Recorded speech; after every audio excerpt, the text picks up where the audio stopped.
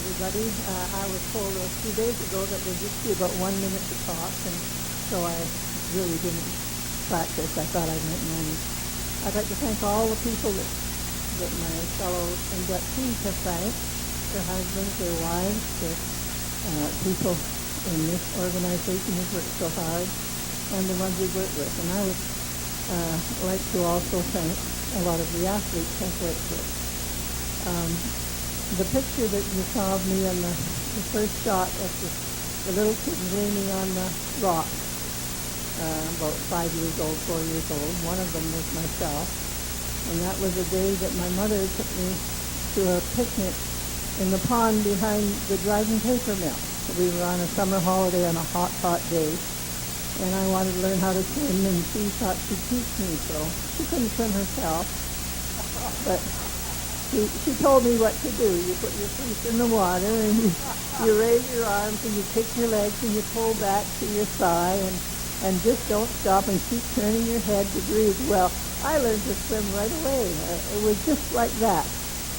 My brother and the other two little kids were there, but they weren't quite as anxious to learn as I was. Anyhow, that started me on my, what would you call it, career of swimming. And I remember reading years later a book by Ernest Dann, an American, talking about how fate is the hunter. And some little incident in your life will steer you on a path that you don't expect to go. And that started me on my path to swimming and to the Hall of Fame. And from there I graduated to the same river and learned to swim near the bridge there. And then I got into the Happy Land Pool, and from there to the Red River. And I was on the Arctic ice dikes, and I can remember going there on hot, hot summer days. That's during the Depression. And that's how old I am. Don't start counting. But I really was quite thrilled to be there, and it was all big kids. It was all teenagers and older. And I can remember the older ones started diving off the Norwood Bridge into the Red River. And in those days, the Red River was pretty sluggish, and everything was fine. So I thought I'd try it too. There were a couple of other brave girls with me, and we'd go up. And I can remember standing on the railing, all ready to go and waiting for it to clear down below. And two people in a car behind me yelled to me, "Hey, Margie, what are you doing up there?" And it was my mom and dad's best friend. So needless to say, that occupation ended pretty quickly. But from there, I got to the Maple Leaf Swimming Club and to Sherbrooke Pool and then to Sargent Pool. That was really a big deal.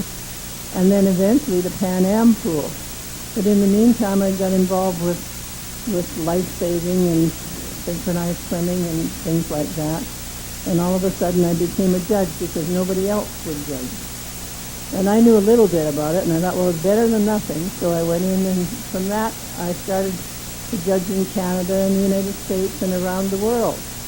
And I got to Australia, New Zealand, Mexico, Europe. I just had a ball and traveled for years and met some of the most wonderful people. I met the Queen of Sweden, pardon me. I was kind of nervous. Sweden, in an elevator on a cruise ship. And I met the Queen of Spain in a hospitality room in a pool. And different people like that. And I swam in all the oceans you could think of. I swam in the Mediterranean Sea and the Indian Ocean, all the oceans. And traveled to cities and met people who were so interesting. And all these girls, it was mostly girls, the odd boy would think it was a great sport. But they never lasted very long. They couldn't keep up. They couldn't keep up.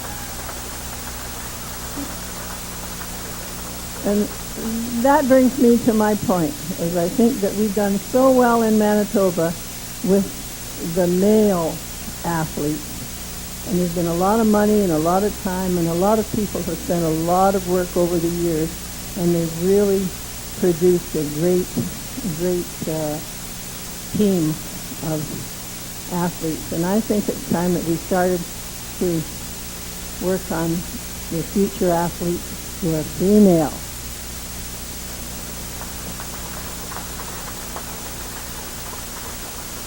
We have some great athletes here, but there's just nothing for them. They don't have, things are organized, but everybody's careless about it. We really don't go out and work at it. And I think that maybe this is the organization that might be able to do it.